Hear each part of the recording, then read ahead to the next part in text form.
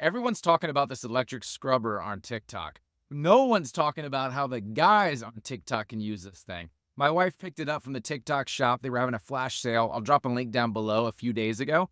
She's been going crazy cleaning bathrooms, windows, mirrors, all that crazy stuff.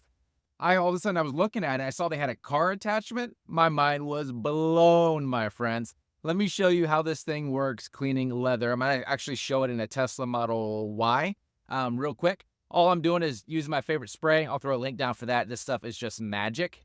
Give it a quick spray and then watch this thing go to work. Simply push the power button. There's different modes on it as well. This thing's so good without being like intrusive to the leather. So it leaves no marks, no scuffs or anything like that, but it gets the grime right out, which is really freaking nice. And then obviously, if I wasn't filming, I would have done a little bit longer, but I just want to show you real quick. I just give it a wipe down real quick with the microfiber cloth. A couple reasons. One, just to make sure it's not damp, but it allows you to get into the crevices a little bit quicker. But look at that. For a 10-second clean, this thing is just absolutely amazing.